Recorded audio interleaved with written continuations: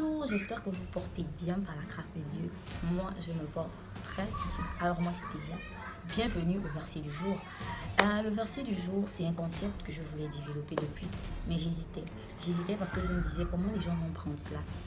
Comment je pourrais expliquer les versets alors que moi-même je comprends à peine.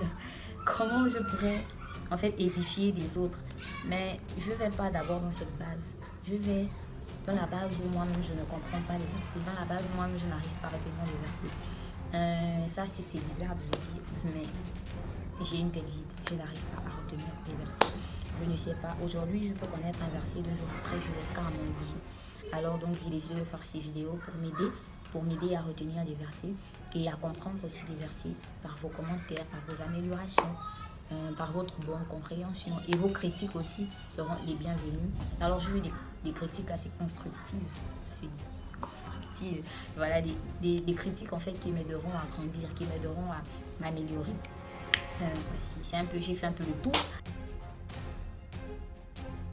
Alors le verset du jour sera Romains 15, 1. Nous qui sommes forts, nous devons supporter les faiblesses de ceux qui ne le sont pas et ne pas nous complaire en nous.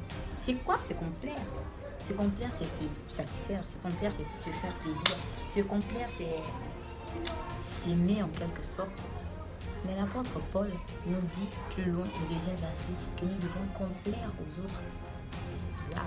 Mais ouais, Jésus pensait d'abord aux autres avant de penser à lui-même. Jésus s'occupait des autres, il accueillait les autres.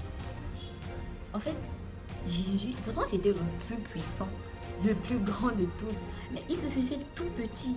Waouh, quelle humilité. Il se faisait tellement petit. C'est dans cette optique en fait que l'apôtre Paul nous conseille de ne pas nous complaire en nous-mêmes, mais de complaire d'abord aux autres. Quand on parle de force ici, on ne parle pas de force physique. Et même si on parlait de force physique, tu as de la force. Pourquoi ne pas protéger les autres au lieu de faire de jouer plus fort, de prendre la grosse tête? Tu es le premier de la classe. Au lieu d'aider les autres, ceux-là qui ne se débrouillent pas, ceux-là qui n'arrivent pas à comprendre, tu joues les plus intelligents.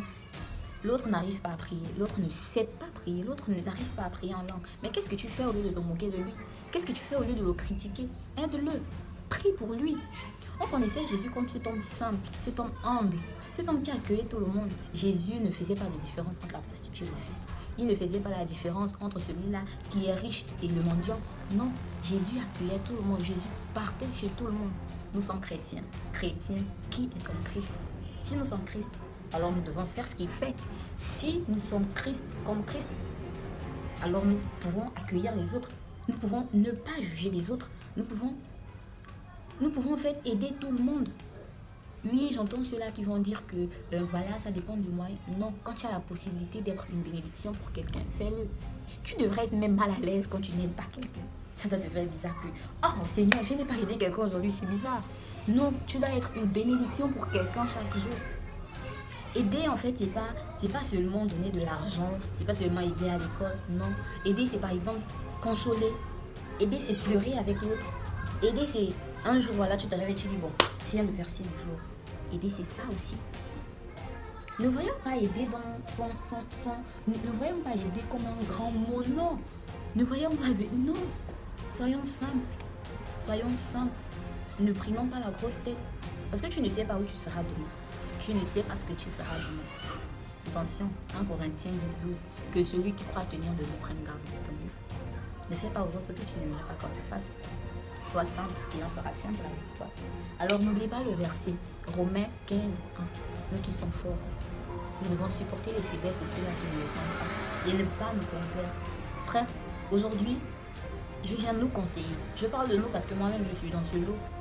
Nous devons chercher à nous occuper d'abord des autres.